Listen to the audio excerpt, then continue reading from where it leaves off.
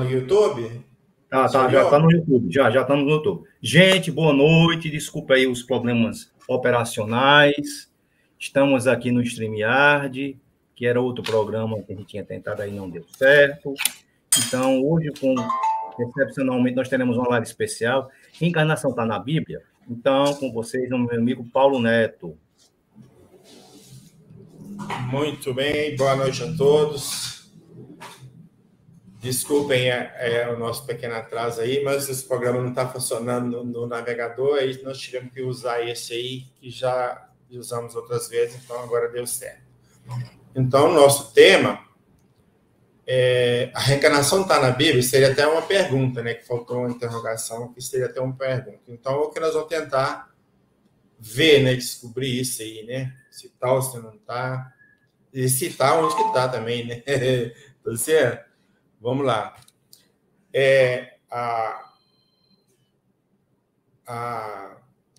A frase inicial nossa é uma frase toda muito conhecida, muito citada no meio espírita, entendeu?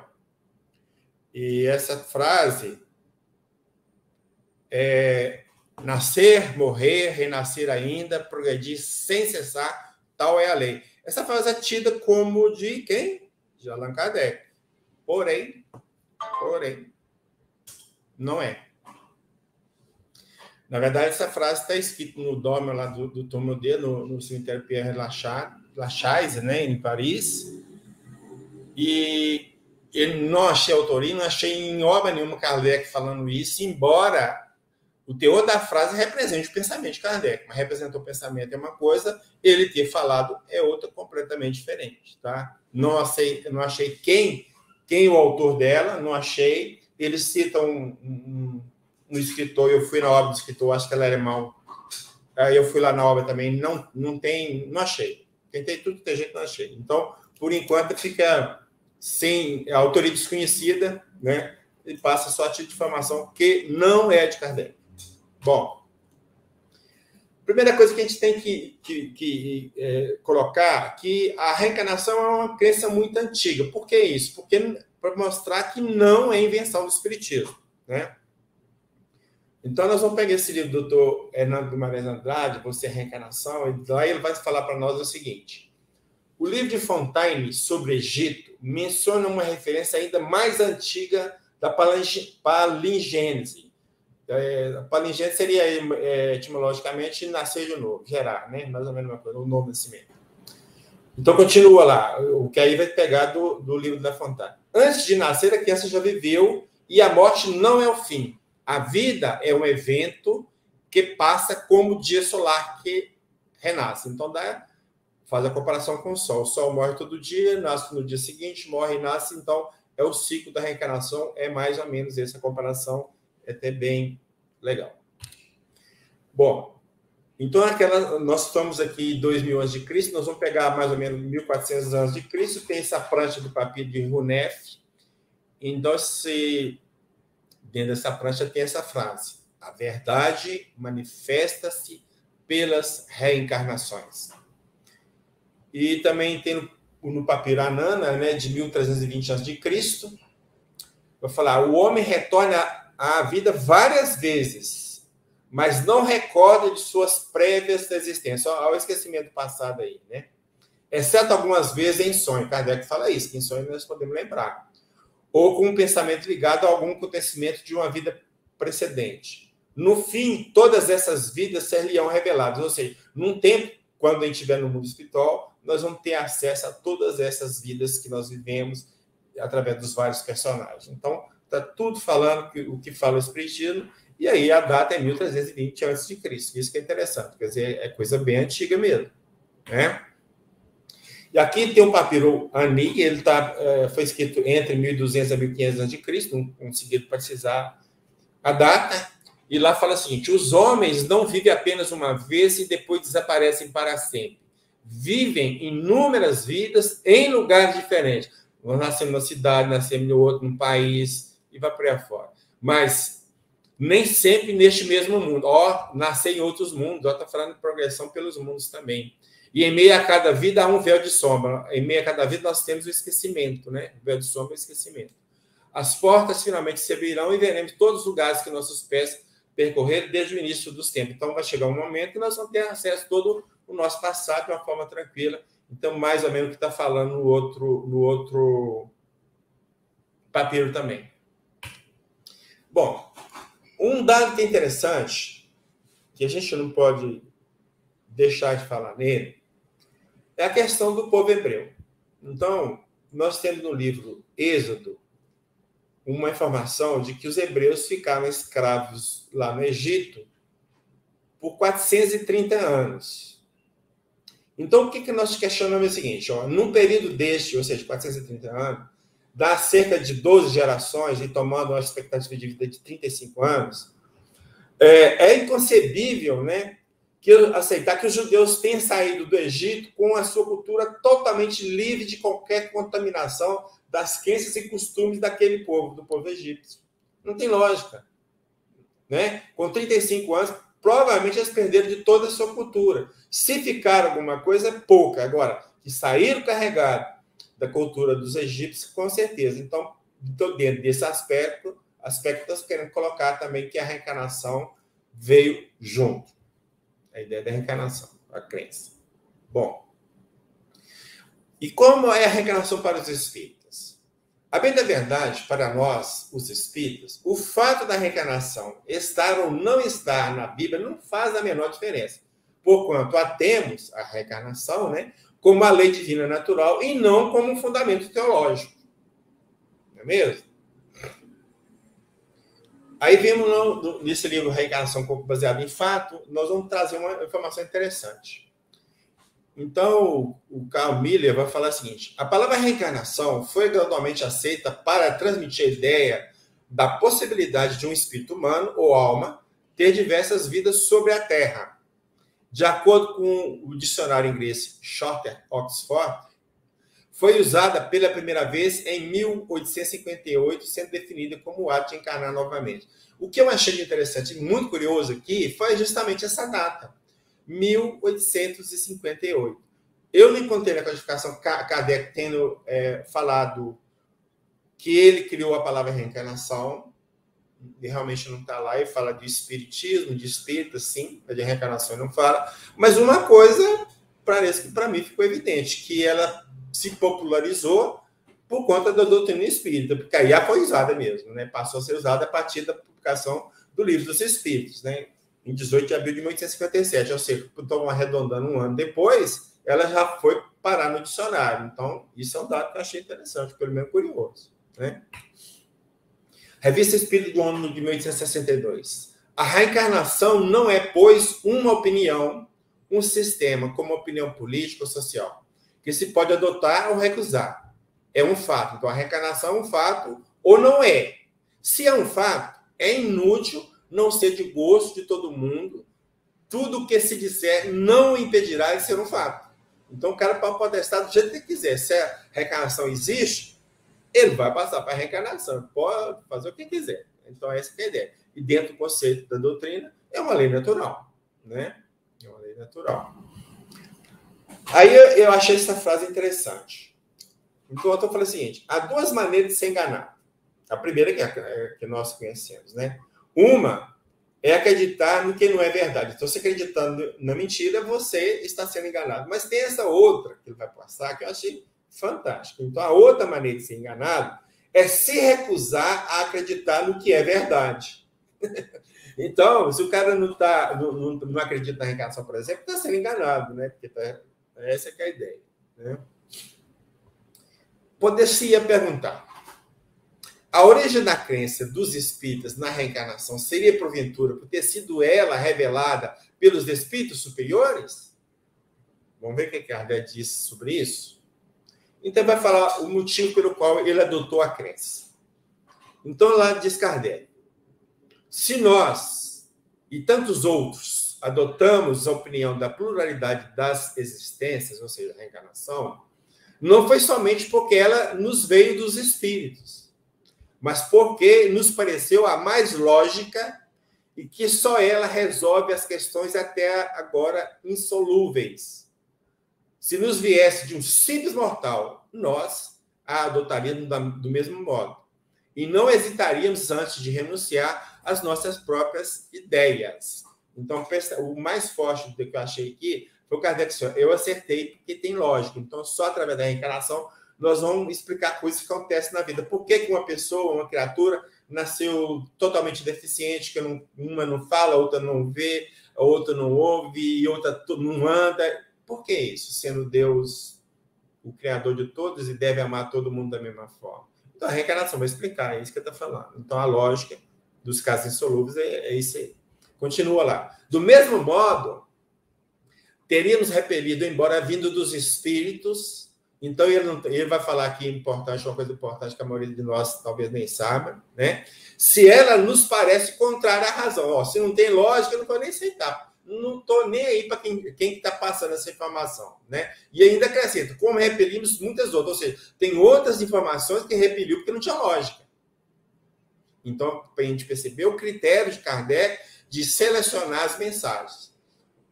Que não é preciso aceitar cegamente tudo que vem da parte deles. Deles quem? Dos espíritos. Então, Kardec não era aquele crente cego. Tudo que os espíritos falavam estava certo. Não, ele questionava, ele não aceitava e ele muitas vezes até modificava o pensamento dos espíritos. Algumas vezes na revista Espírita a gente vê comentários de mensagem. Então, ele vai falar, ele vai ratificar a informação do espírito. O espírito falou uma coisa, não, aí ele fala assim, não é bem assim, tal. Então, ele tem critério, né? Bom, nós vamos citar passagens bíblicas que supõem ser contrárias à reencarnação. São duas passagens principais que citam, e só vamos trabalhar só com essas duas. Então, nós vamos pegar do site Presbíteros, uma fala de Dom Estevão Bittencourt, que é um bispo católico. Então, ele vai lá, um trecho lá da fala dele, nós vamos pegar o seguinte: nem o Velho nem o Novo Testamento dão testemunho, de algum modo, insinue a doutrina da reencarnação. Ao contrário, a Escritura professa categoricamente uma só existência do homem sobre a terra, após a qual cada um é definitivamente julgado. Foi estabelecido para os homens morrer uma só vez, depois do que há o julgamento. Ele vai citar a passagem bíblica de Hebreus 9, 27. Ao bom ladrão arrependido, dizer Jesus, hoje mesmo estarás comigo no paraíso. Ele vai citar Lucas, que essa passagem está em Lucas, e é o único que cita um desse tal bom ladrão, entre aspas, falando isso, né? Lucas, capítulo 23, versículo 43.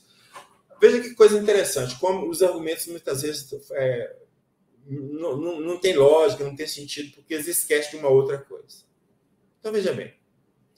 Se eu perguntar para vocês o seguinte, a palavra Trindade está na Bíblia? Vocês podem pegar uma Bíblia e consultar, que vai lá, não vão achar a palavra Trindade. Assim como também não encontram a palavra reencarnação. Entretanto, mesmo a palavra da reencarnação não estando literalmente escrita na Bíblia, a ideia da reencarnação está lá e nós vamos mostrar. Ok? Agora, quanto à Trindade, a ideia não está lá, eles acreditam em si mesmo. E aí? Então, usar a Bíblia para sustentar se tem reencarnação ou não é furado, porque eles acreditam dentro da Trindade, a Trindade não está lá.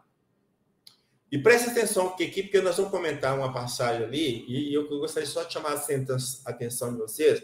Ele fala aqui no final assim, ó, ao bom ladrão arrependido. Então, ele está falando que o bom ladrão arrependeu. Nós vamos ver se arrependeu mesmo, tá? Nós vamos colocar isso um pouquinho aqui na frente, então, que a gente vai explicando a aula. Então, a primeira passagem, né, que ele vai citar o livro de Hebreus, né? Vai falar que a gente morre e é julgado, né?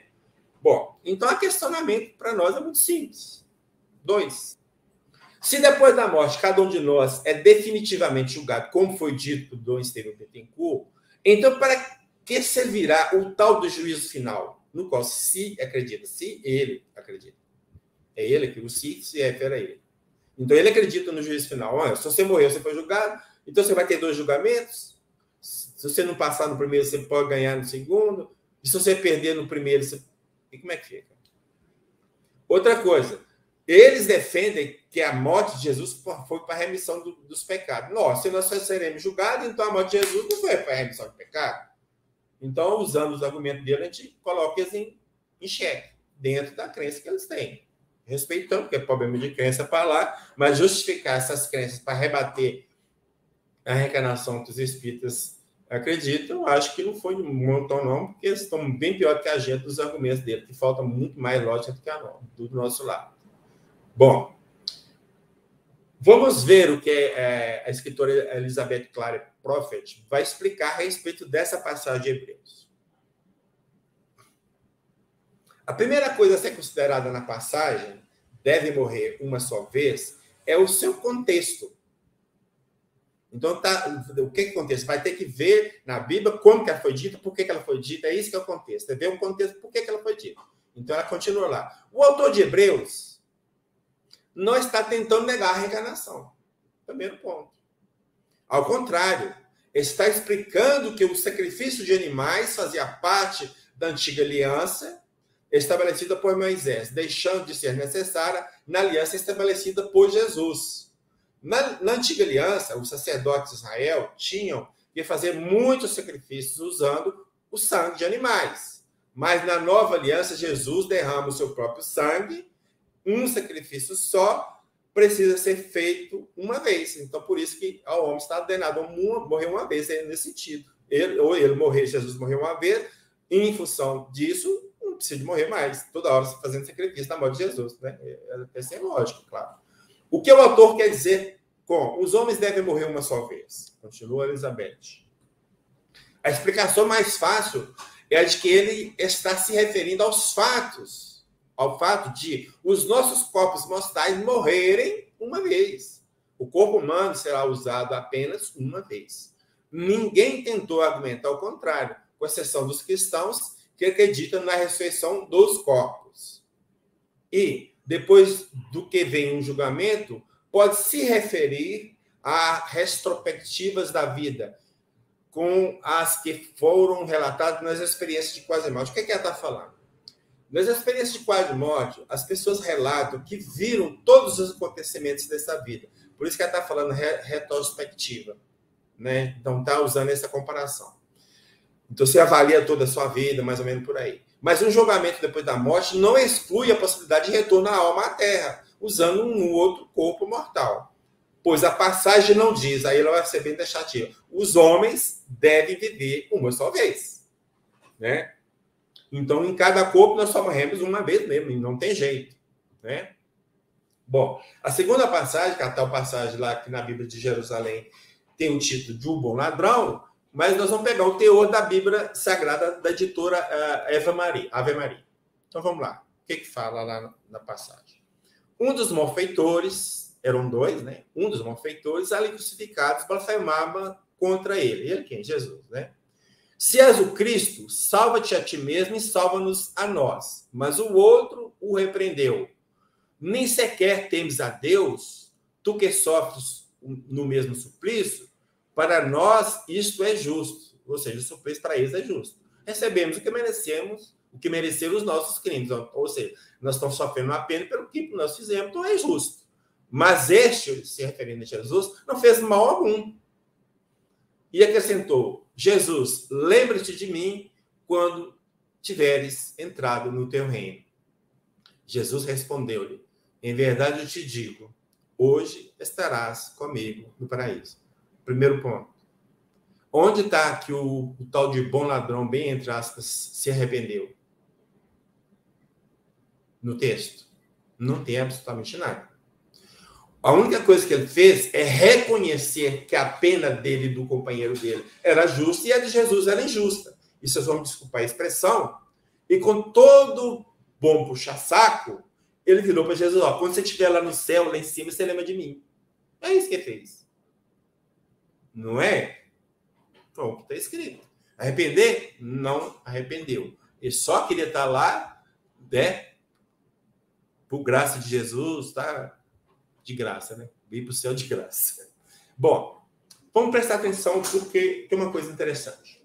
Vamos voltar a ler o Lucas 23, 43. Em verdade eu te digo, hoje estarás comigo no paraíso. Em verdade eu te digo hoje, estarás comigo no paraíso. O que eu fiz? Eu só mudei a vírgula. a mudança de vírgula muda completamente o sentido da frase. E os textos originais gregos não tinham ponto nem vírgula, era colocado por quem traduzia. Então, quando na segunda frase, em vez de eu te digo hoje, então hoje eu estou te dizendo, estarás comigo no paraíso. Um dia você vai estar, todo mundo vai estar também. Agora, se a gente considerar a primeira frase como a verdadeira, nós vamos ter sérios problemas. Porque está dito assim, ó, hoje estarás comigo no paraíso. Mas, Jesus ficou 3 dias para ressuscitar e depois mais uns dias aqui na terra dando as voltinhas depois que foi para o céu, né? Vamos dizer assim, foi para o paraíso. Então, esse tal de bom ladrão chegou primeiro no céu que Jesus. Né? Então, você vê que a coisa não bate. Quando você começa a julgar uma análise crítica, não bate. Então, a de baixo funciona? Sim. Serve para todo mundo? Sim. Ponto. Então, é essa que provavelmente é a verdadeira. Pelo menos para mim, eu não tenho dúvida nenhuma disso. O que encontramos na Bíblia? Bom, a ideia da reencarnação tem vários princípios doutrinários ligados a ela. Então, nós temos a preexistência, a lei de causa e efeito e lei de progresso. Agora, nós vamos ver se esses princípios nós podemos encontrar na Bíblia, que eu achei interessante fazer essa relação, para mostrar que a ideia de reencarnação não está isolada. Então, tem esses conceitos que estão lá que somam a da reencarnação, claro. Preexistência. Livro de Sabedoria. Eu era um jovem de boas qualidades e tive a sorte de ter uma boa alma. Ou melhor, sendo bom, vim a um corpo sem mancha. Então, ele veio um corpo perfeito porque era um jovem bom. Mas para ele vir num corpo perfeito, ele tinha que ter existido antes. Para mim, senão não tem jeito. Jeremias. Antes que eu te formasse no ventre materno, antes de ser ligado ao óvulo fecundado, eu te conheci.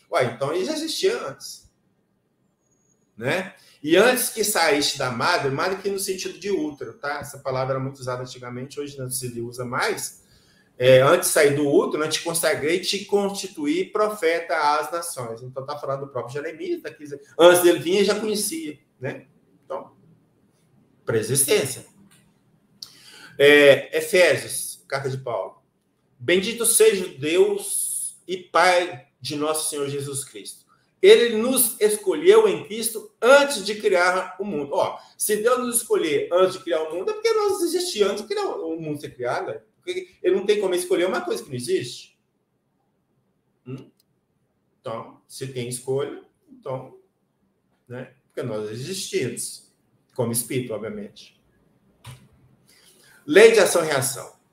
Mateus, essa famosa, 16:27, porque o Filho do Homem virá na glória de seu Pai com os seus anjos e então retribuirá a cada um segundo as suas obras. E lá em Mateus também, no capítulo 26, Jesus disse a Pedro, que tinha tirado a espada para defender Jesus. Ele disse assim, guarda a tua espada na bainha, pois todos os que usam a espada, pela espada morrerão. Lei de ação e reação. Jesus tinha curado um doente, que o texto bíblico fala que ele estava em cama, né, deitado na cama há 38 anos, mas não dá a entender que foi de nascença, então provavelmente não foi. Ele viveu sem estar doente, depois ele adoeceu, ficou 38 anos deitado na cama. Então essa é a ideia. Jesus o cura e encontra ele no templo. Depois encontra ele no templo. E fala para ele assim, você ficou curado, não peque de novo, para que não lhe aconteça alguma coisa pior. Então, significa que o quê? Que aquela doença dele era um castigo, entre aspas, em relação a um pecado que ele fez. E daí Jesus fala, se você pecar de novo, você vai ficar em situação pior que você estava. Então, lei de ação e reação está muito clara. E em João também, capítulo 8, Jesus responde aos discípulos, eu garanto a vocês, quem comete pecado é escravo do pecado. Então, fica preso ao pecado até que se livre daquele mal, reparando o mal praticado, melhor dizendo, que aí você fica livre, né? Então você fica preso ao karma, lá, entre aspas, também a palavra karma, né? Lei do progresso.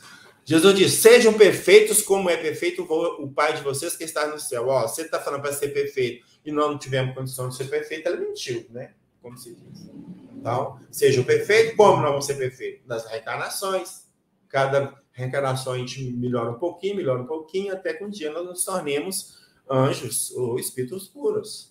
E Paulo diz, a meta é que todos juntos nos encontremos unidos na mesma fé e no conhecimento do Filho de Deus para chegarmos a ser um homem perfeito. Para chegar. Então, nós vamos chegar ainda. Não somos, vamos chegar. Então, tem uma lei de progresso para nos fazer chegar. Que, na maturidade do seu desenvolvimento, é a plenitude de Cristo. Então, vamos chegar a ser um homem perfeito como Cristo. Essa que é a ideia central do texto. Qual o Espírito que Deus nos coloca como guia e modelo? Vede Jesus. A resposta na questão 625. É a mesma coisa que o Paulo está falando aqui. Em outras palavras, obviamente. Né? Bom. Aí Jesus disse para os discípulos o seguinte: ainda tenho muitas coisas para dizer, mas agora vocês não seriam capazes de suportar.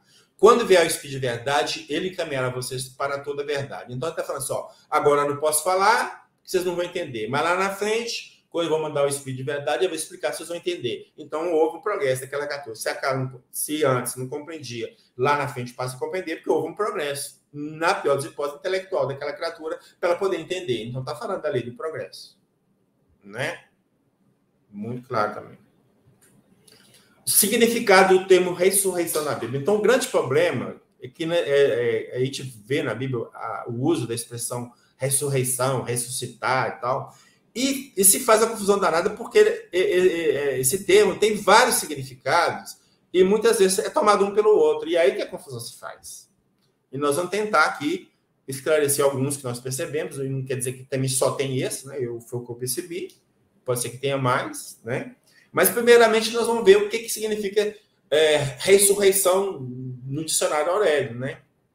Ressurreição seria o ato ou efeito de ressurgir ou ressuscitar. Ressurgência. Na doutrina cristã, o surgir para uma nova e definitiva vida, distinta e, em certa medida, oposta à existência terrestre que, a partir da ressurreição de Cristo, aguarda todos os fiéis cristãos. Então, seria uma vida num plano espiritual, ou no céu, seja lá o nome que dá, mas é uma vida na dimensão espiritual, não na vida terrena. É oposta, né? Então, sem dúvida que podemos considerar também a ressurreição como sendo a volta do Espírito à sua condição anterior no mundo espiritual, porque nós viemos de lá, né? Então, seria o quê? A ressurreição do Espírito. Nós podemos usar essa expressão, mas, né?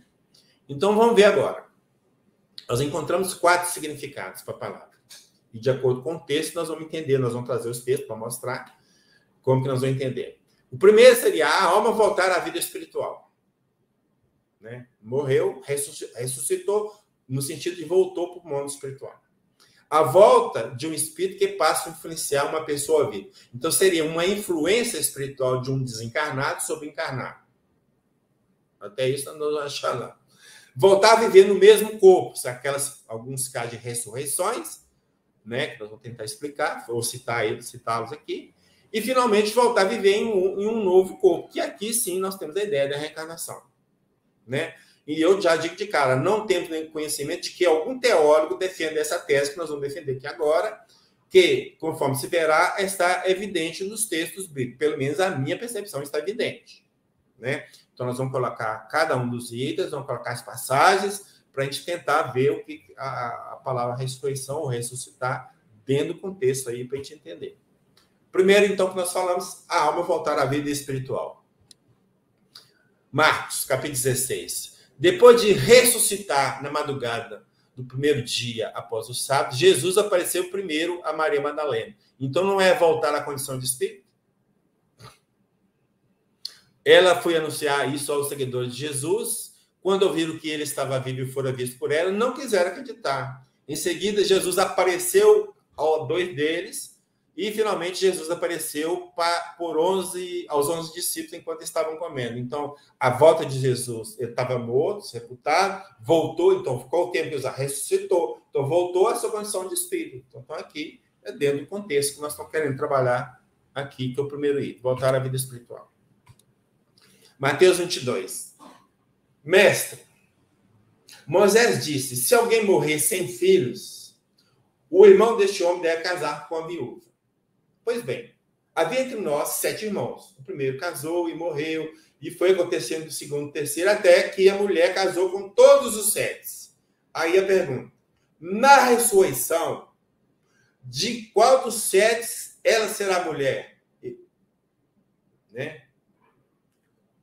Jesus respondeu: vocês estão enganados.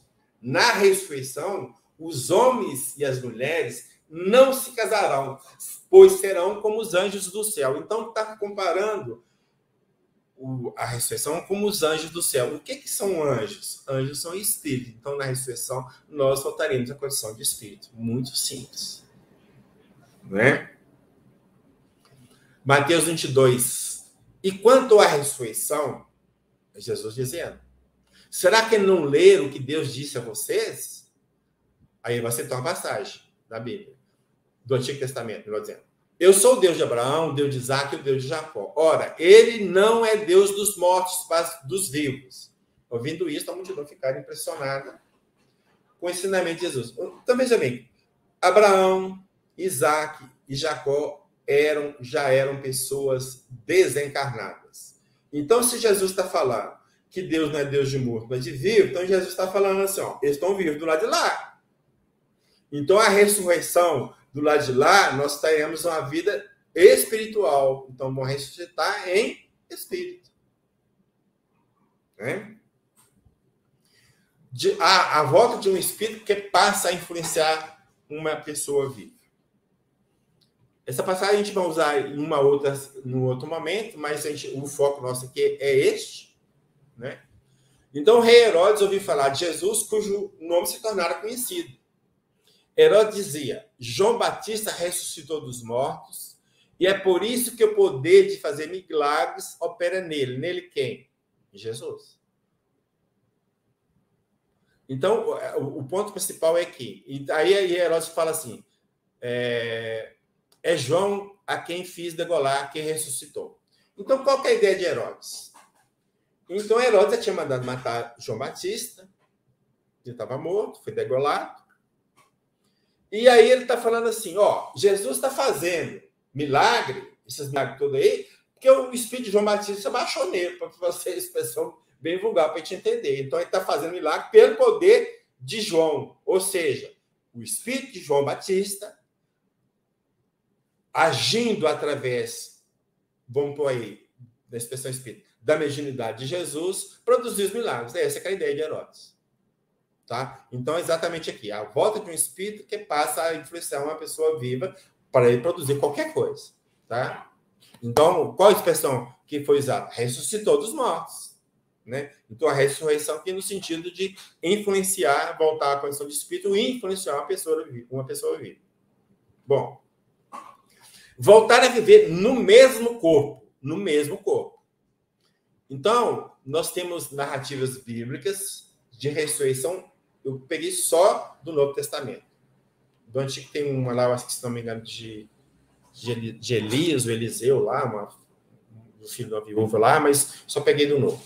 Então, Jesus ressuscitou a filha de Jairo, o filho da viúva de Naim e Lázaro. Pedro ressuscitou uma jovem chamada Tabita, e Paulo fez voltar a vida um menino chamado Eutico, que tinha caído da janela do terceiro andar de um prédio. Né? Bom, a questão é a seguinte. Ocorrer de fato morte, ou Jesus, e esses casos houve, bem entre as, mais para uma cura do que para fazer o espírito voltar ao corpo.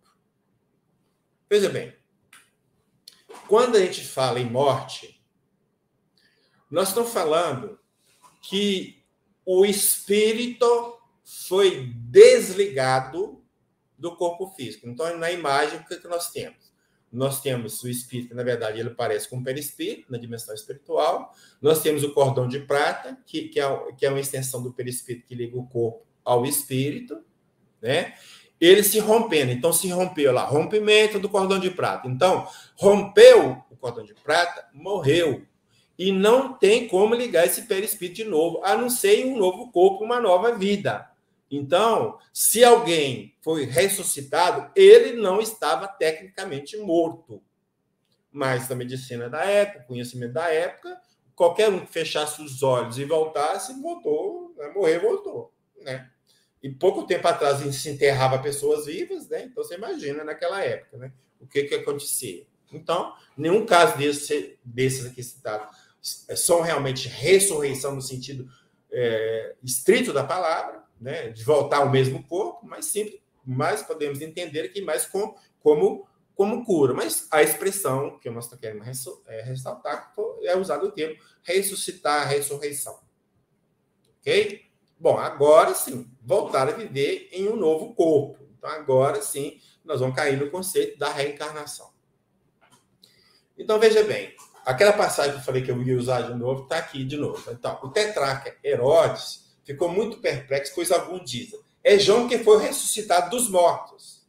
E outros, é Elias que reapareceu. E outros ainda, é um dos antigos profetas que ressuscitou. Então, o que está falando? O que é a ideia aí?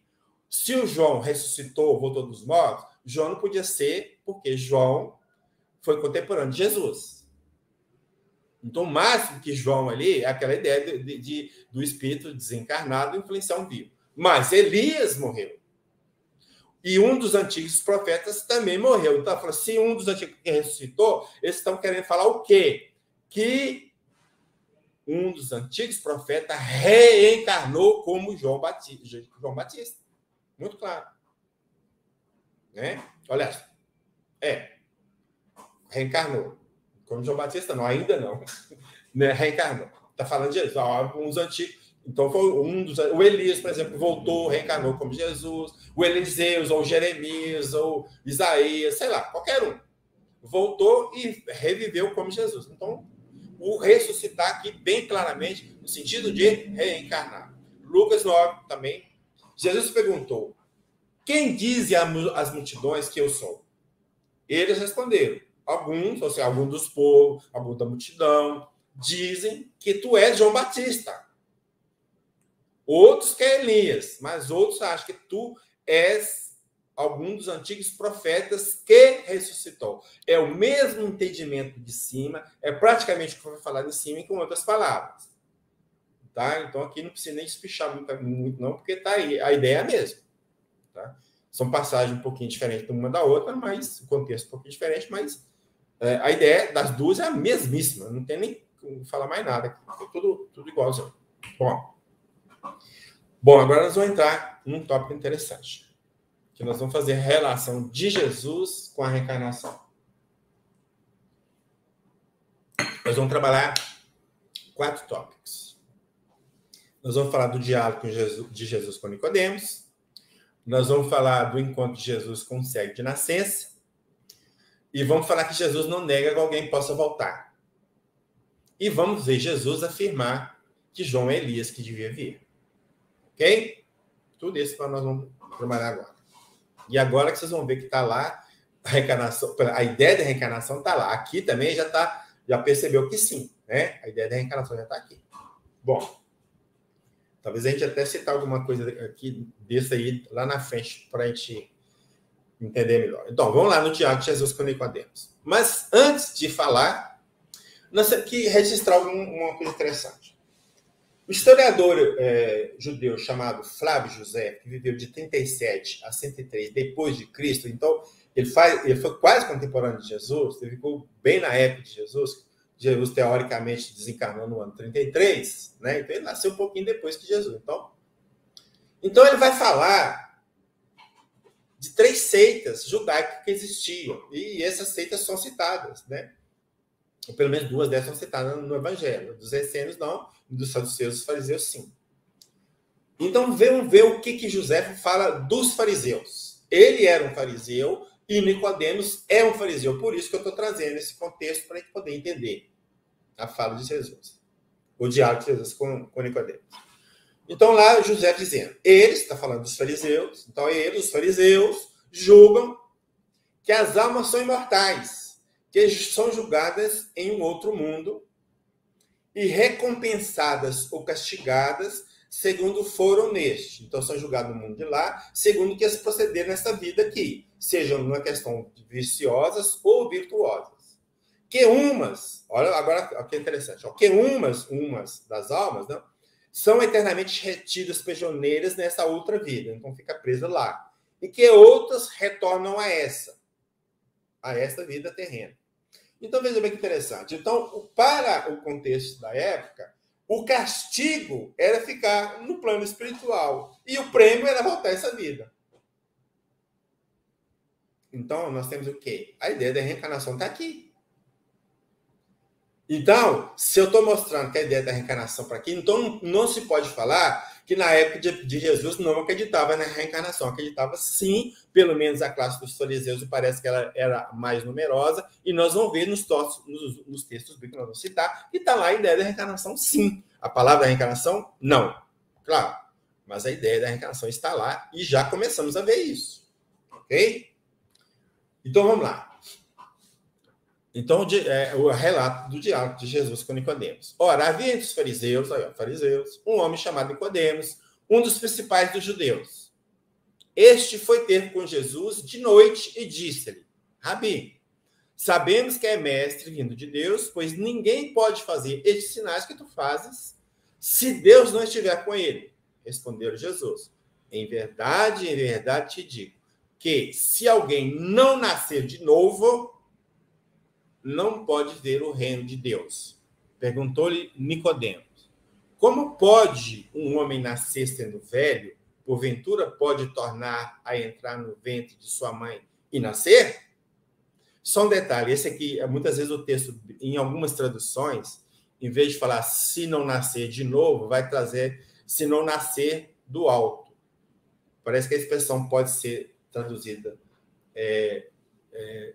como de novo ou como do alto, tá? Mas aí, de acordo com o interesse do tradutor, põe do alto para fugir da ideia da reencarnação. Mas vamos lá.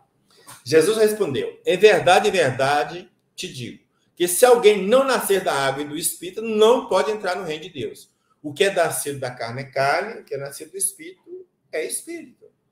Não te admires de eu vos haver dito, necessário vos, e aqui já coloca o plural, ou seja, então, a ideia para todo mundo, é nascer de novo. O vento sopra onde quer e ouves a sua voz, não sabes de onde vem nem para onde vai. Assim é todo aquele que é nascido do Espírito. Perguntou-lhe Nicodemo: como pode ser isso? Respondeu Jesus: tu é mestre em Israel e não entendes essas coisas? Se vos falei de coisas terrestres e não credes, como crereis se vos falar das celestiais? E aqui, então, termina o diálogo de Jesus com Nicodemos. Está narrado no Evangelho de João, é o único que narra, né? Então, vamos lá. Principais pontos. Se alguém não nascer de novo, só pode ocorrer pela reencarnação. Podem protestar o que quiser, mas não tem jeito. Como pode um homem nascer sendo velho? Porventura pode tornar a entrar no ventre da mãe e nascer? Então, fica evidente, claro, que essa fala de Nicodemo, que ele entendeu que está falando de renascer, de reencarnar. Só que ele não sabia como que isso acontecia. Será que eu vou voltar para o ventre da minha mãe e nascer? Então, é essa que é a dúvida dele. Não, tudo bem, vou nascer assim. Mas como que vai acontecer? Como que isso vai ocorrer? Então, esse questionamento de Nicodemos dá perfeitamente para entender que ele está falando de renascer no sentido de reencarnar. Né? Nascer de novo no sentido de reencarnar, não tem dúvida. Se alguém não nascer da água e do Espírito, a água é o símbolo da matéria, que dá origem e mantém a vida física. Então, veja bem, sem água não há vida orgânica no nosso planeta. Então, a água é elemento essencial para dar a vida. Tá? Então, a vida física, nós precisamos da água. Aí vem os estudiosos, Severino Celestino e Haroldo Dutra, explicar a questão para nós aí dessa passagem, que não está nascer da água e do Espírito, está nascer de água e do Espírito. O que não faz sentido utilizá-la para dizer o que se refere ao nascer da água do batismo. Por quê? Eles estão colocando. Muitas vezes eles pegam esse trechozinho aqui e falam que nascer da água é ser batizado. Né? Aliás, ao que parece que o ritual de batismo era dos essênios, temos João Batista fazendo, não sabemos por quê, pode ser que tenha contato com os essênios, mas não era uma prática. Né? Jesus mesmo não batizou ninguém. E a passagem que tem lá na Bíblia, lá em Mateus 28, 19, se não me falha a memória, que fala que indo batizar em nome do Pai, do Filho e do Espírito Santo, é contraditória, é um texto que foi acrescentado ao texto original da Bíblia, tanto é que em Atos tem o pessoal com rito do batismo, lá se batizava em nome de quem? Somente em nome de Jesus, e não como citado em Mateus, batizar em nome do Pai, do Filho e do Espírito Santo. Então, quem colocou não percebeu esse detalhe e dançou, passou batido. O que é nascido da carne é carne, o que é nascido do Espírito... Espírito, então separa a matéria e o Espírito. Cada um, né? Cada qual. O vento sopra onde quer e ouve a sua voz. Ou seja, não se conhece a encarnação anterior, então não sabe de onde vem. De onde vem. O Espírito não sabe de onde vem. Nem para onde vai. Nós não sabemos a reencarnação futura. Não sabemos de onde estão vindo e não sabemos de onde estão indo. Só que tem um detalhe. Aí nós vamos pegar o Pastorino, Carlos Torres Pastorino, no livro dele, Sabedoria do Evangelho, eu vou explicar esse pedaço aqui. Ó. O vento sopra onde quer. E ele vai falar que o texto, na verdade, teria que ser traduzido por o Espírito age onde quer. E ele vai explicar por quê. Porque as traduções vulgares trazem o vento sopra onde quer. Ora, a palavra pneuma, é repetida no original 5 vezes nos 4 versículos. Versículos 5, 6, 7 e 8 do texto. Por que traduzir 4 vezes por Espírito e uma só vez por vento? Estranho. Mas por que traduzir por vento? Para sempre a questão de querer fugir da ideia da reencarnação.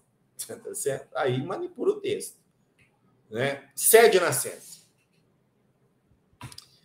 Narrado em João. Ao passar, Jesus viu um cego de nascença. Os discípulos perguntaram: Mestre, quem foi que pecou para que ele nascesse cego? Foi ele ou seus pais? Jesus respondeu: Não foi ele que pecou, nem seus pais, mas ele é cego para que nele se manifestem as obras de Deus. Eu quero saber como é que um cego de nascença vai pecar. Se ele já nasceu cego, um pecado dele, se é castigo, só pode ter corrido em uma vida anterior. E aí Jesus falou assim, não, neste caso, vamos dizer assim, bem no linguagem comum, ele não está pagando karma nenhum. Ele veio para que eu o curasse, e aí as pessoas pudessem vir e vir nas obras de Deus. Só isso. Ele veio em missão. Ele veio cego por missão. Ele não veio cego por expiação. Né? Então, você tá, quem pecou para que ele nascesse cego, a ideia da reencarnação não está implícita aí, porque, ou pelo menos da preexistência, na pior das hipóteses. Né? Mas se pecou antes de nascer, é porque ele agiu. Então, preexistência só fica pouco. Então, tem que ter ação ou uma vida anterior para ele poder pecar, cometer o pecado. Bom, só que aqui nós podemos trazer uma outra passagem, Deuteronômio 24, 16, fala o seguinte: não se farão morrer os pais pelos filhos, nem os filhos pelos pais. Cada qual morrerá pelo seu próprio pecado. Então, por que está perguntando se é o pai que está pagando? Se cada um morre pelo próprio pecado. Então, o pai não podia estar pagando pelo pecado do filho, do eu, de outra vida. Ele está pagando pelo próprio pecado dele. Né? Então, karma do pai, lei de causa e efeito, sim, pode ser. Mas em relação ao cego mesmo, ele vem em missão. Jesus não nega que alguém possa voltar. E isso aí nós já vimos 2 passagens, talvez elas vão ser citadas novamente, porque isso é um ponto interessante. Por quê? Veja bem, Jesus era um mestre. E quando a gente assume a condição de mestre, ou seja, de ensinar as pessoas, né? Quando a pessoa me faz uma pergunta errada, eu tenho que falar assim, não é assim, é assado. O certo é assim. Então, se alguém pergunta, Jesus fala assim, quem diz que eu sou? Acho que você é Jeremias. Ó, se a pessoa falou que é Jeremias e Jesus não falou, contestou, é porque Jesus admitiu a reencarnação. O pelo menos aceita que na pior das hipóteses, os profetas podem voltar.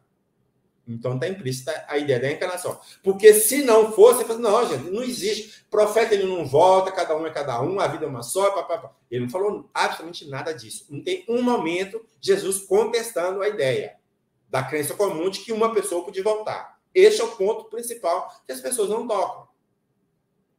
Ó, e quem cala consente, como se diz, e quem não contesta é porque se deu como certa aquela crença do pessoal da época. Vamos lá. Mateus 16. Jesus chegou à região de Cesareia de Filipe e perguntou aos seus discípulos: quem dizem os homens que é o Filho do Homem? Eles responderam: uns dizem que é João Batista, outros que é Elias, outros ainda que é Jeremias ou alguns dos profetas. Mas, como eu disse, já lemos lá, mas só que aqui o foco é diferente.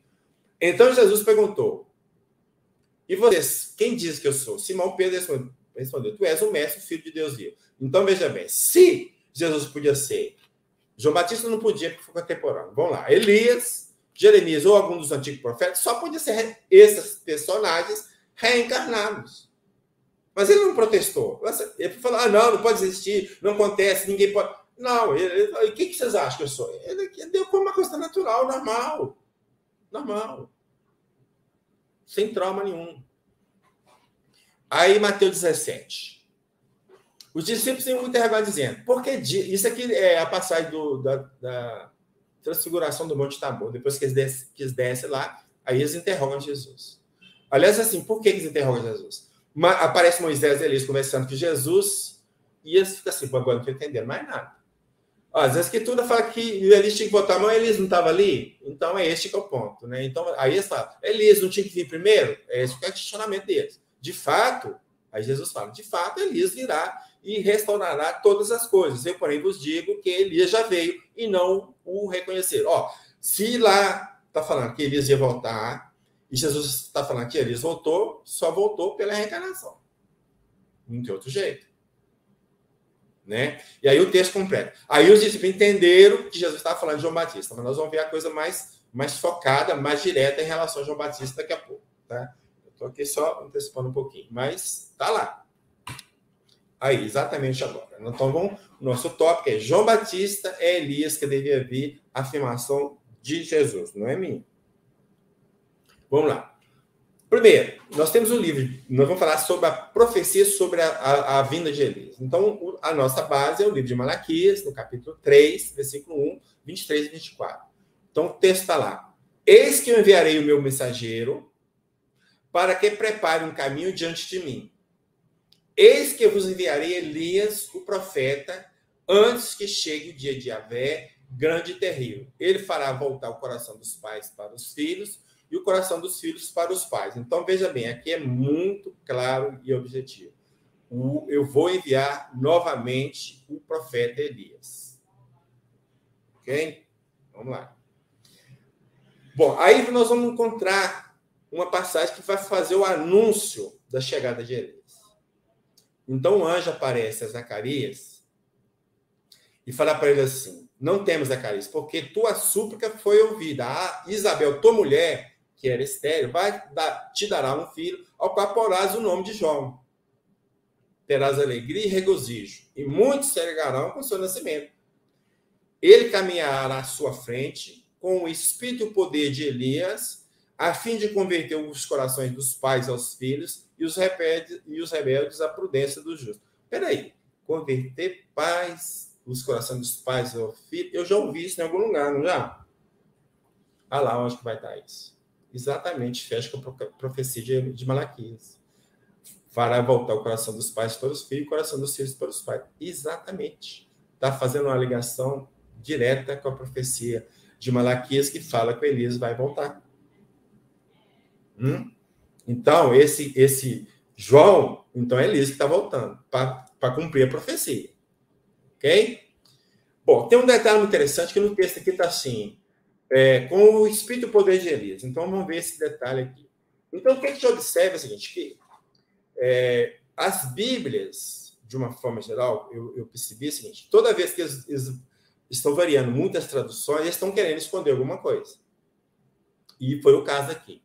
Porque o texto, tem muitas traduções, está lá: com o espírito e o poder de Elias. Ora, se a pessoa está vindo com o espírito e o poder de Elias, está vindo como o próprio espírito daquela pessoa de outra vida. Né? Agora que se fala assim, por exemplo, aqui nós temos do texto da Bíblia de Jerusalém. Na Bíblia Paulinas do ano de 1957, está lá: com o espírito e a virtude de Elias. Já sumiu alguma coisa, já mudou alguma coisa. Virtude não é poder, né? E a Sociedade Bíblica do Brasil, a Sociedade Trinitária do Brasil e a Barça, então são três traduções, no espírito e virtude de Elias. Já muda. Ó, nu, um é com, o outro é nu. E na nova tradução na linguagem de hoje, que é a publicação da Sociedade Bíblica do Brasil, vai falar assim: será forte e poderoso como o profeta Elias. Então, aqui radicalizou mesmo. Então, aqui você não acha nada. Então, é isso que eu digo. Toda vez que você busca saber a causa, né? Então, veja bem, porque o que acontece? Se Elias era um profeta, então você tinha que falar que vinha com o espírito e poder de Deus. João Batista viria com o espírito e poder de Deus. Porque é isso que o profeta é. Falar em nome de Deus. Mas você está falando com o poder de Elias, então está falando quase assim, ó. É o Elias que está voltando. É o mesmo cara que você lá de trás, né? Então tá calado. Jesus diz aos discípulos que Elias já vem. Então, a afirmativa categórica de Jesus agora. Aí, voltando à passagem da transfiguração, agora que é pela narrativa de Marcos. Jesus tomou consigo Pedro, Tiago e João e os levou sozinhos para um lugar retirado. Ali foi transfigurado e lhes apareceram Elias com Moisés. Detalhe, Elias e Moisés eram desencarnados, estavam na condição de desencarnados. Conversando com Jesus, aí Jesus ordenou-lhes que a ninguém contasse o que tinham visto, aquela manifestação, a materialização, vem uma voz, falou filho amado, então tem voz direta, então tem vários fenômenos que ocorrem nesse momento. Então eles observaram essa recomendação de Jesus, mas começaram a discutir entre eles assim, o que significa ressuscitar dos mortos? E perguntaram aí, julgaram a questão para Jesus. Por que motivo os escribas dizem que é preciso que Elias venha primeiro? Então, eles começam a ressuscitar, da discussão de ressuscitar, ou seja, a ideia de reencarnar aí está aí também. E quer saber o porquê que Elias tinha que vir primeiro. Se Elias está ali, como é que você está? Então, é a dúvida deles. Então, Jesus fala, Elias certamente virá primeiro para restaurar tudo. Então, ele está falando assim, a profecia está certa, Elias vai vir mesmo. Beleza, pode fechar. Eu, porém, vos digo, então ele é completo. Elias já veio. Ele não virá, não, ele já veio. E fizeram com ele tudo o que quiseram. Então, está falando que Elias já veio. Agora vamos saber quem que é esse Elias, né? Quem é o Elias? Então, Jesus vai identificar Elias como sendo João Batista. Então, lá em Mateus, capítulo 11. É de João que a Escritura diz. Então, Jesus está fazendo uma ligação de João Batista com quando eu falo assim, Escritura diz, está falando de uma profecia. A Escritura diz, uma profecia lá de trás do Antigo Testamento. Então, está falando da profecia. Então, é de João que a Escritura diz, eis que eu envio o meu mensageiro à tua frente, ele vai preparar o teu caminho diante de ti. Opa, já escutei esse negócio em algum lugar, esse negócio de preparar caminho. Vamos ver? Olha lá, gente, está fechando com a profecia de Malaquias, porque a profecia de Malaquias começa exatamente assim. Eis que enviarei o meu mensageiro. Então, Jesus está falando assim, João é aquele que Malaquias prometeu. Mas, peraí, mas Malaquias prometeu que Elias ia voltar. Então, consequentemente, João é Elias em nova encarnação. Simples. Sem trauma. Né? Aí ele continua. Eu garanto a vocês, de todos os homens que já nasceram, nenhum é maior que João Batista. No entanto, o menor do reino dos céus é maior do que ele. Desde os dias de João Batista até agora, o reino dos céus sofre violência, e são os violentos que procuram tomá-lo. De fato, todos os profetas e a lei profetizaram até João. E agora vai ser taxativo. E se vocês quiserem aceitar, eles acreditam que não quiser, não vou forçar vocês aqui e tal, não. João é Elias que devia vir. Aqui é taxativo. João é Elias que devia vir. E ele tão sabendo que as pessoas não iam acreditar só. Quem tem ouvido os outros, quem quiser acreditar, que acredite. Mas é. Ok? Mas veja bem que interessante. Essa parte que está em vermelho aí. Desde os dias de João Batista até agora. Quando você fala assim, desde os dias de... Geralmente isso se refere a uma pessoa desencarnada há bastante tempo. Não a pessoa que é contemporânea de você, ou seja, que está vivendo a mesma época de você. Eu posso falar assim, desde os dias do meu avô isso não acontecia. Desde os dias do meu pai, porque o meu pai já desencarnou há muito tempo, não existia. Mas eu não posso falar desde os dias do meu irmão, isso não existia, porque eu sou praticamente da mesma idade dele, diferença de 1, 2 anos. Então, para a gente entender isso, nós vamos ter que admitir que esse desde o dia de João Batista que Jesus está falando é mais ou menos o seguinte, desde o dia que João Batista era Elias até agora, então até se referindo a João Batista no passado, como Elias. Não tem outra alternativa. Senão fica fica furada a informação. Bom, só que Elias tem um problema. Dizem, né, que Elias não morreu, foi de corpo e alma para o céu, que foi arrebatado para o céu por uma carruagem de fogo com cavalos de fogo. Aí você vai consultar a mitologia. Na mitologia antiga, tem um deus grego que chama Apolo. E, coincidentemente, esse Apolo dava as voltinhas no céu com cavalos e uma carruagem de fogo. É cópia? Porque o deus grego é anterior ao profeta Elias, né? A crença, né, dos deuses. Mas vamos lá. Então, argumenta-se que João Batista não poderia ter sido Elias, uma vez que ele não morreu, né? Então, é mais um argumento, nós citamos 2, então esse é o terceiro argumento quanto à reencarnação, quando a gente usa somente esse texto de Elias. Mas vamos lá no livro de Reis. Então, lá no livro de Reis, fala assim, e indo eles caminhando e conversando, eis que um carro de fogo, um cavalo de fogo, os separou um do outro, e Elias subiu ao céu num redemoinho. Então, que cavalo e os levou, teoricamente, Elias para o céu. Bom, no mesmo passagem de Reis, 9 capítulos para frente, vamos ler. Entre os teus servos, há 50 valentes, homens valentes, deixai-os ir, pedimos-te, em busca do teu Senhor. Que esse teu Senhor está se referindo a Elias. Então, deixai eles ir buscar Elias, procurar Elias. É isso que estão falando. Pode ser que o Espírito do Senhor o tenha arrebatado e lançado num monte ou em algum vale. Opa, então, peraí. A crença de arrebatamento lá naquela época, que está relatado aqui no livro de Reis, não era o cara ir para o céu, ir para um outro lugar. Não exatamente para o céu. Né? Bom, e aí, então, nós temos um livro de Ezequiel. Então, o Espírito me arrebatou e me levou para o pátio interno. Arrebatou, tirou de um lugar e levou para outro lugar, embora no mesmo local, mas na mesma cidade, na localidade, o local não era o mesmo. E em Atos, um Espírito recomenda a Felipe que caminhe de Jerusalém para Gaza. E quando tomou esse caminho, ele encontrou um eunuco de uma rainha lá. E o eunuco estava muito preocupado porque ele estava lendo, teoricamente, ele estava lendo os textos bíblicos, mas não estava entendendo nada. E pediu, então, para que Filipe pudesse esclarecê-lo. Então, Filipe começou a esclarecer, tal. Mas, no final das contas, lá, de um tapa, né, de uma hora para outra, assim, o texto diz, o Espírito arrebatou Filipe e o eunuco não o viu mais. Então, o Filipe foi parar em Azoto. Aqui, no mapa aqui, não sei se vai dar para ver, deixa eu ver aqui. Jerusalém está aqui, ó, está aqui. A cidade de Gaza, para onde que o anjo mandou Filipe ir, está aqui. E Azoto está aqui.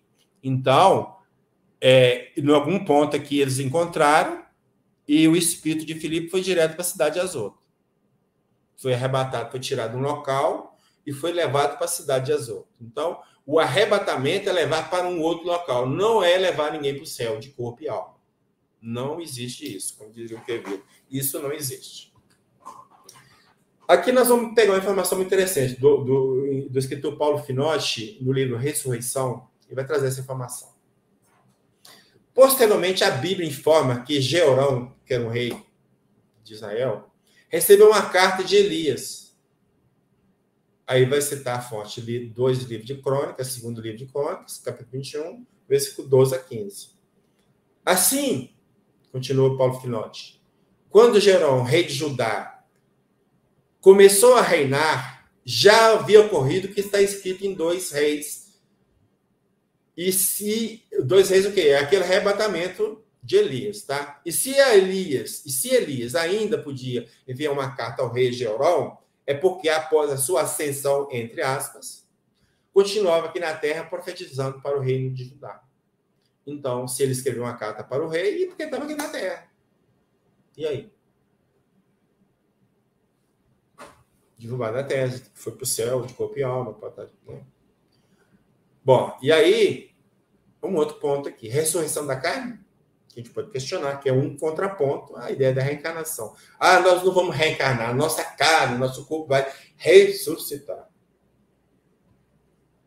Livro Eclesiastes diz o seguinte: o pó volte à terra onde estava e o espírito volte a Deus, seu autor.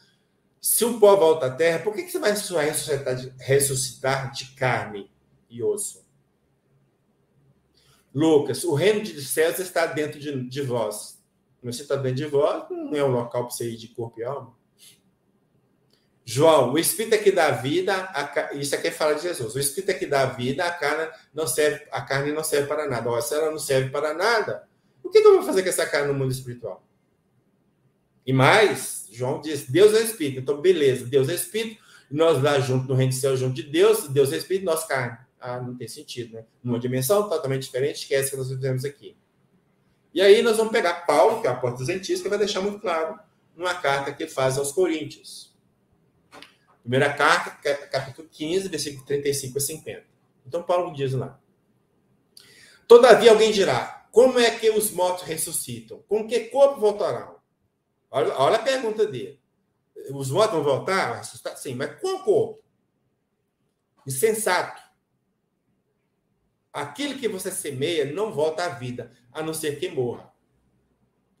E o que você semeia não é o corpo da futura planta que deve nascer, mas simples grão. O mesmo acontece com a ressurreição dos mortos. O corpo é semeado corruptível, mas ressuscita incorruptível. É semeado desprezível, mas ressuscita glorioso. É semeado na fraqueza, mas ressuscita cheio de força. Aí ele vai lá.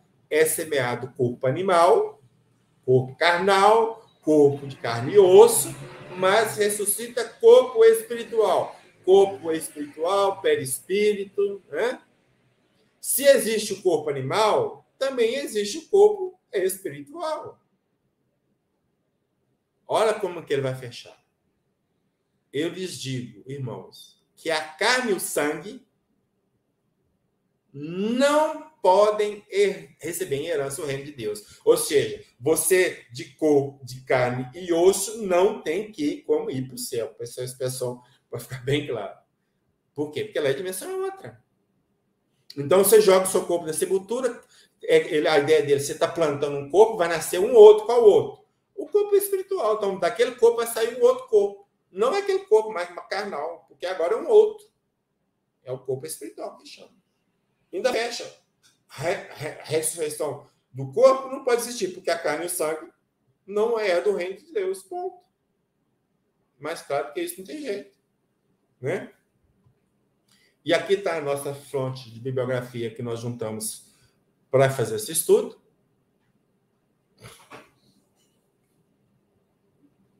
As imagens, a gente sempre usa as fontes da imagem, né? Mais imagens. E esse material, ele tem uma fonte. E essa fonte é um e-book que eu fiz dentro de uma série que eu intitulei Espiritismo na Bíblia. São 10 e-books que dão uma sequência. Cada um que você abre, você vai ver a lista dos outros, 9, né? Então, esse especificamente é a reencarnação. Eu vou tratar da reencarnação na Bíblia. Então, tudo que eu falei aqui, eu tirei de lá. Tá? Ele está disponível no meu site, de graça para quem quiser, é só entrar lá e baixar. Digita paulosnetos.net. Aí vai ter uma abazinha assim, e-book, você clica lá, vai na ordem alfabética, você localiza, baixa o arquivo, lê o arquivo. Né? E eu sempre deixo o e-mail para que alguém possa ler o livro, tiver alguma dúvida, ou mesmo alguma impropriedade de nossa parte, possa nos comunicar, que a gente vai analisar e vai tentar resolver de alguma forma, tá? Então, o que nós tínhamos para falar Era isso. Devolvemos a palavra, então, para o nosso companheiro Samuel. Se é que ele está na sala, né? Samuel.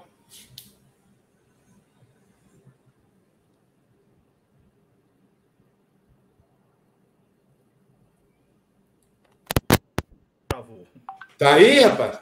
A gente assumiu. Achei que você foi para o céu, né? Não, desculpa aí qualquer coisa. Ó, tem uma pergunta assim. Paulo, me perdoe aí, que hoje realmente deu a primeira vez aí. Aí, ó. Tem essa pergunta. Na verdade, Edmilson, quando eu uso o termo ressuscitar, a ideia que dá, pelo menos que pega nas correntes religiosas, é ressuscitar no corpo físico, tá? Mas a ideia que nós estamos passando, que é a ressurreição, no caso de Jesus, é a ressurreição em espírito. Obviamente que para que as pessoas pudessem vê-lo da forma que ele foi visto, várias pessoas, individualmente, coletivamente, depois para um monte de pessoas, Paulo chega a falar até que ele apareceu para 500 pessoas, ele se materializou naquele momento que ele apareceu para essas pessoas. Tá? Porque, veja bem, um vidente, o espírito só aparece para o vidente. Então, vamos supor, se na sala tem um vidente, tem 10 pessoas, tem um vidente, só o vidente vê. Né? Agora, no caso de materialização, todos os 10 da sala vão enxergar. Então, se Jesus foi visto por várias pessoas, nós podemos falar que é materialização. Por isso que a gente pode afirmar com certeza que é materialização. Ok? Paulo, mas me diz uma coisa, por exemplo, se Jesus, quando ele falava dessas passagens, ele quis dizer que as pessoas não estavam amadurecidas para entender, então os apóstolos tinham acesso a esse conhecimento, ou somente a massa em geral que ele falava em parábola? Ele falava mais claro para os apóstolos? Olha, as informações que a gente tem na Bíblia é que ele era mais claro com os discípulos, né? Mas o principal que eu tentei mostrar, e aí espero que tenha ficado claro, que na época de Jesus, a crença na reencarnação existia e as pessoas acreditavam nisso e Jesus não protestou contra essa crença. Você, como professor, os seus alunos falam abobrinha lá, você vai deixar eles falar abobrinha ou vou interferir e vai falar assim, gente, não é assim? Corrigir. E você vai corrigir. Então, Jesus, com o conhecimento que tinha, e mais ainda, e vou mais além, ele conhecia o pensamento das pessoas. Você não precisa nem verbalizar, quer saber o que você está pensando. E ver que você está pensando errado e fica quieto, poxa, mas que mestre é esse? Claro. Não tem lógica. Então, a não condenação já é aceitar tacitamente da reencarnação. A aceitação tácita. Tá. Ok? Dioguinho aí, ó. Diogo, de certa forma, sim, né? Nascer da água, sim. Agora, só que a ideia dos cristãos, que esse nascer da água aí, é você entrar no rio e jogar água em cima de você, ou lá na pila batismal e jogar água.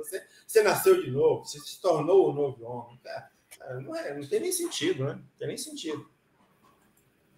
Porque ele tem que, como um bom mestre, tem que usar assim, alusões para aquele povo entender, como parábolas para a criança. Não adianta ele falar, olha, é o seguinte, os espíritos dão... regridem um estado de criança, eles não iam entender de jeito nenhum como falar o mecanismo da reencarnação. Veja bem, olha o que ele falou. Eu tenho muitas coisas para dizer, vocês não têm capacidade de entender. Isso é muito caro. Veja bem, se hoje a gente fala de reencarnação, as pessoas não aceitam, imagina Jesus naquela época, se você falasse abertamente. Né? Agora, o que é mais importante? Ele não combateu a ideia. Se ele não combateu, porque ele aceitou e deixou que a ideia se prosperasse naquele meio que ele estava vivendo. E ao afirmar que João é Elias, taxativamente ele está falando de reencarnação. E aí eu volto àquela questão. Se você pegar uma Bíblia eletrônica e colocar a palavra reencarnação, para procurar na Bíblia, em qualquer texto bíblico, você não vai achar. Agora, o que eu tentei mostrar, e espero que tenha ficado claro, que a ideia da reencarnação está lá sim. Basta ter olhos para ver. As pessoas não veem por quê? Porque elas estão cheias de preconceitos os líderes religiosos enfiam na cabeça da pessoa que se você pensar diferente deles, você vai para o inferno, né? Vamos dizer assim, e os caras morrem de medo de ir para o inferno. Eu vou questionar a Bíblia, questionar o pastor? Não, e vai seguindo o caminho do bezerro. Isso. Tá? Infelizmente é o que acontece. Isso. Tá? E veja bem, olha para você ver. Se existe reencarnação, presta atenção, Samuel. A salvação está na mão de quem? Na sua mão. Agora, se não existir, está na minha como pastor, como padre. De graça não fica, né? Você sabe o que é que eu estou falando, né? De graça não vai ficar. Claro. Então, por isso que existe essa implicância, esse combate dos líderes contra a ideia. Né? Agora, veja bem, uma pessoa que nasceu cega, muda e surda, tudo ao mesmo tempo. Por que aquele espírito foi colocado naquele corpo? Por qual motivo? Qual a justiça que fez aquele espírito habitar naquele corpo? Se Deus colocou, então Deus tem preferência, ou você cai aqui, você cai lá, mas e a justiça, onde fica? Ou seja, o que Deus dá para um, ele dá para todo mundo. Ah, mas essa diferença... Não, essa diferença aí é a ação do cara no passado que está fazendo ele vir nesse corpo todo deformado. Mas lá na frente, ele vai chegar no mesmo lugar que você chega. Se você estiver na mesma origem, né? A igualdade é para todo mundo, tá? A igualdade é para todo mundo. E no destino, a meta, melhor dizendo, é igual para todo mundo. A nossa escolha é o meio. Se eu vou depressa, se eu vou devagar, se eu não vou sentar e esperar a banda passar, sei lá. Anacleto. E essa questão do corpo de Jesus é um dos pontos problemáticos. Nós não temos explicação. Kardec até sugere que ele pode ter sido levado pelos espíritos, por exemplo, num fenômeno de transporte para um outro local. Né? Nós poderemos também colocar a hipótese de, por necessidade de época, ter acelerado o processo de composição do corpo físico dele. Ele se dissolveu, desintegrou imediatamente. Tá? Mas também nós podemos pegar uma outra hipótese. Se você observar os textos bíblicos, né, que narram a morte e o enterramento de Jesus, esse enterramento não foi definitivo. Ele foi colocado para ser enterrado como costume no outro dia. Tanto é que as mulheres foram lá para isso. Então, quem me garante que alguém chegou antes, pegou o corpo dele e levou para outro lugar, para um túmulo definitivo e não falou para ninguém? Então, hipótese nós temos. Agora, o que aconteceu? Não sabemos. Não tem como bater o martelo em nada. Tudo é possível. Né? Agora, falar que Jesus ressuscitou em um corpo físico, bom, só se ele não morreu. Só se ele não morreu. Se não morreu, ele ressuscitou em corpo físico. Ou seja, não teve a morte. Não consumou-se o desligamento do corpo perispiritual e o espírito junto, claro, em relação ao corpo físico. A cadeia, lembra da imagem? Não houve corte, o rompimento. Aí sim, tudo bem, voltou. E existe até a hipótese de que Jesus realmente não tenha morrido na cruz. Que a quantidade de produtos que Zé, Arimateia e Nicodemos levaram lá para fazer um serviço lá com Jesus era coisa mais para curar do que para embalsamar a pessoa. Entendeu? Aí falam, né? Que levaram ele para uma outra região, ele viveu lá até morrer de velho, sei lá, por aí. Mas são hipóteses, tudo é possível. Não, como o que aconteceu, não sabemos. De fato, não sabemos. E os espíritos que poderiam informar, você não estão aí para vocês. É problema seu, não é meu. Vocês que são curiosos, eu não sou. E o que isso vai acrescentar? Em nada, então, fico sem saber. Se fosse uma coisa útil para nós, certamente já tinham falado. Mas vai acrescentar o quê? Nada. Não é mesmo? Não vai acrescentar em nada para nós. Então, deixa a gente ficar julgando as hipóteses para lá e para cá, tá certo? E vão que vão, né? Entendeu? Tudo é possível. Paulo, obrigado. Desculpa aí os transtornos de hoje pela primeira vez. Né, não, esquenta não, isso acontece. E aí nós podemos até entrar também na questão do sudário, né? Aí uma coisa liga a outra, né? Uhum. Você sabe o que era o sudário? Dentro do contexto da época? Era um lenço que cobria a cabeça. Só a cabeça. O resto era faixa de panos. Você pode olhar as figuras, ou as imagens, os desenhos, pinturas, sei lá, com Lázaro ressuscitando, ele vai estar todo enrolado em faixas. E fala lá, tira as faixas dele. E lá na descrição, Pedro viu, sei lá, me engano, o sudário e as faixas. Mas o que é o sudário? Um pedaço de pano. Qual que é o sudário que eles falam que é de Jesus? É um lençol grande que cobriu frente e verso o corpo de Jesus. Sem chance alguma. Sem chance alguma. Dentro do contexto de época. E mais, judeu não pegava em defunto, em coisas que defunto passou. E não ia pegar sudário para guardar, de jeito nenhum. Eles ficavam impuros.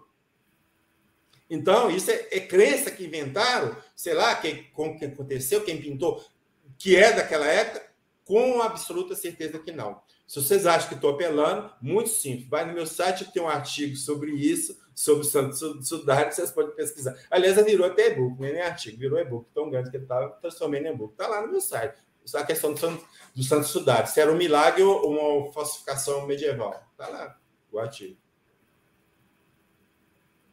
O Elias pode ter sido, sim, um fenômeno de transporte, mas que é o mais provável. Embora a gente não... Eu não tenho conhecimento de transporte de pessoas, né? Os transportes que nós tivemos sempre transporte de objetos pequenos, né? Mas eu não vejo como uma impossibilidade, viu, Ana Kebler? Eu não vejo como impossibilidade, não. Mas eu não posso afirmar que sim, né? Mas como impossibilidade, não. Aliás, ao contrário, acho mais que tem a ver com isso do que com outra coisa, tá certo? Com transporte, levou para outro lugar e pronto. Mas levou para o céu? De jeito nenhum. Não é essa a ideia que eu tentei mostrar, não é esse o conceito da época, não é esse o contexto. Então, tudo que vem é criação e invenção. Pronto. Paulo, obrigado. Foi muito boa essa live, aprendi outras coisas novas. Obrigado por essa força que você está dando ao caminho da verdade. E o Paulo volta aí sobre colônias espirituais em abril, não é isso? Que vai ser muito bacana se colônia espiritual existe, né? Até o Edmilson aí, eu ia falar, pronto. Essa é a última do Edmilson. Moisés, como assim?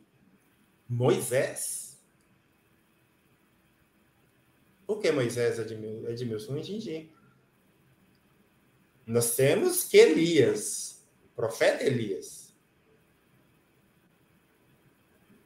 que foi o texto, né? Está lá em 2 Reis.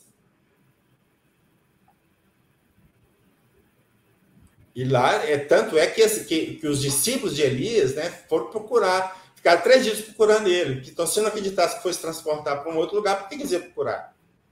Se acreditava que ia para o céu, por que quiser procurar aqui na terra? Então, né? João está agradecendo a você. Eu que agradeço aí a atenção de vocês. Espero que a gente tenha colocado algumas reflexões, uns conceitos diferentes. Você vê que é totalmente diferente, né? Não, mas é bom. Não tem esse viés que a gente tem de crítica, né? De criticar tudo, o pessoal tudo aceita o que está escrito, não é por aí, né? E até mesmo Kardec fala que nós temos que questionar tudo mesmo, né? Então, da natureza do espírito do espírita seria essa, questionar tudo. Senão, vai ser enganado. Então, aí, o pessoal que está agradecendo aqui do Caminho da Verdade, que estão todos em peso aqui na live, tá?